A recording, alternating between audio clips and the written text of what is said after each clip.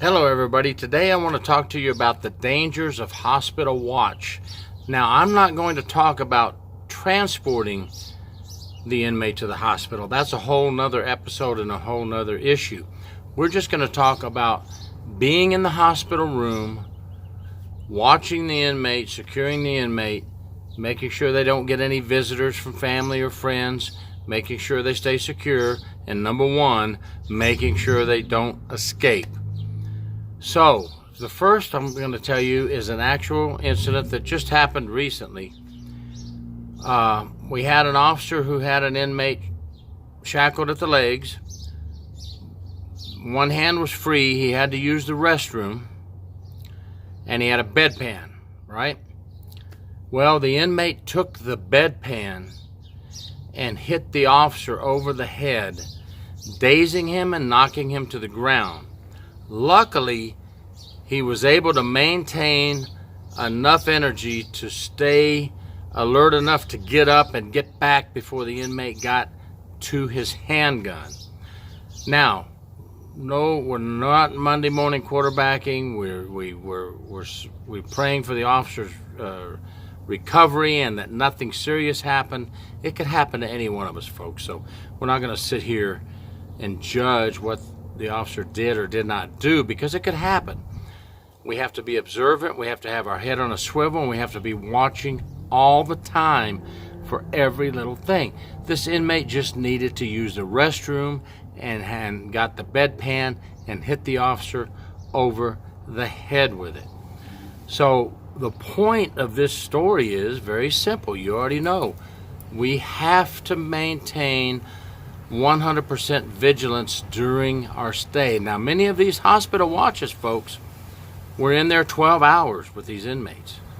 And then you call on hour 13 and say to your shift supervisor or the next shift supervisor, hey, my shift is gone. I've been here 13 hours. Where's my relief? And they say, well, we haven't got it yet. Hang tight. We'll get one when we get there. Now, I know a lot of you have gone through this. I've gone through that. It happens all the time. On the 16th hour, here comes finally your shift relief because the supervisor says they're short at the jail, they're short at the prison. They finally broke somebody free or called somebody in to go relieve you. Hey, these hospital watchers are killers. A lot of people love them now, and a lot of people hate them. Are you one that likes hospital watch? Are you one that hates hospital watch? Whether you do or don't, it's a job that we all have to do. We're going to be assigned to do it. And let me tell you, don't take it lightly. It's dangerous. If somebody on the outside finds out the inmate is in the hospital, they'll come to the hospital and try to visit. So you have to get them out of there. You have to tell them you can't visit. You may have to call hospital security. You may have to call one of the local agencies to come and assist you. You know, you should have all your things right there in your duty bag. You should have all your radio frequencies set up, not only to your agency, but to the hospital security, to the local sheriff, to the local police department. These radio frequencies are very important, folks. You got to have all that. You got to know who to call when you are in trouble and need backup. And you also have to be very vigilant, because inmates are watching you the whole time. If you're reading a book at Hospital Watch, I'm sorry, you're not watching the inmate. I know it's boring. I know it's terrible. You can watch TV with the inmate. Heck, you're in the room with them. Nobody can stop you from looking at the TV, but make sure that the inmate's facing the TV.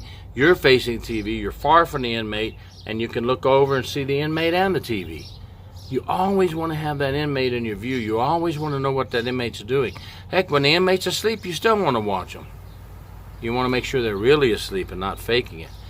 You know, there's just so many things on hospital watch you have to do. An inmate needs to go to the bathroom, and you're walking him from his bed to the restroom that's in the hospital room. You know, sometimes we do that. Sometimes we use the bedpan. All these are golden opportunities for the inmate to take advantage of you, and they will. Never think, oh, this inmate looks weak. Oh, this inmate's too sick to attack me. Please don't get that mentality. some of the sickest inmates that you think are just not there and they're just sick and laying there limp will turn on you in a heartbeat and knock you in the head. You just don't know, folks. Never take for granted that an inmate in the hospital on hospital watch is too weak. Never. I'm just telling you a few things to keep in mind mentally, because you have to have mental alertness even if you have to be there 16 hours and they don't relieve you on the 12th hour. You got to stay strong those last 4 hours, just as strong as you did the first 12.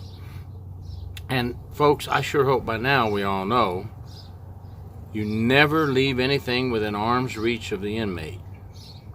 Okay, they usually have an arm free, of course, to eat, you know, scratch their nose or whatever, but you need to make sure there are no loose articles that they can grab a hold of, throw at you, or hit you with.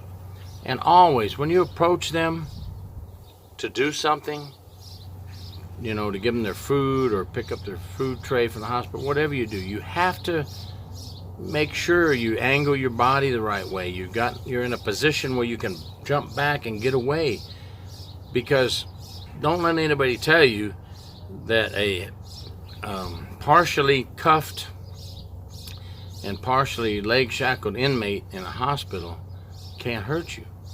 You don't know what they can do with that leg or arm. And then when you're dealing with some of these inmates that are mentally ill, mentally challenged, out there, you know, maybe still high on drugs, because remember, a lot of these inmates for the jails are arrested, cannot go to bookend because they're not acceptable yet, and they have to go to the hospital, and they're still high on drugs. If you get too close to them, they can bite your ear off, bite your nose. It's just a lot of terrible things. Just like this officer that I just described, who I worked with, and I'm retired now, but I worked with him, and he got hit in the head with a bedpan. You know, and it made me think, let me get a video out there to just refresh everybody's memory. You know, we can never be complacent. We can never take for granted that we're in a safe zone because the inmate's legs are shackled, or because the inmate's one arm is handcuffed to the bed frame. Not the bed handle now, folks, because there's another story. Had a female officer had an inmate handcuffed to the bed rail, not the frame. He busted that rail off and used that as a weapon against her. She fought and fought and fought and fought and chased him all the way down outside and never gave up. I mean, she was hurt. And luckily, a local patrol car was driving through the hospital parking lot and assisted, and they got this nutcase. He was a nutcase now. He was a real nutcase from the jail. This is what you're dealing with, folks. You can't sit there and say, oh, great, I got hospital watch, I'm good.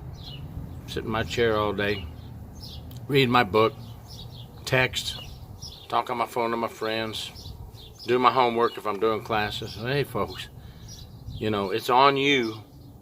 It's on you, but I wouldn't do it. And I know that makes for a long, boring day. But heck, there's the TV. Watch it with the inmate. Angle yourself in a good position, far enough from the inmate's reach, where you can see him and the TV, you know, and at least that gives you something to do, which is what you're supposed to do when you're there anyway, right? You ever walk in and relieve somebody at the hospital and they never see you? You're standing there at the door of the hospital room and they're deep into their cell phone, or deep into their newspaper, or deep into their book, or deep into their tablet reading a Kindle. And you're thinking, oh my God, I'm here to relieve you, and I've been standing here for 3 minutes, you still haven't seen me. Now look, you don't see me coming in to relieve you.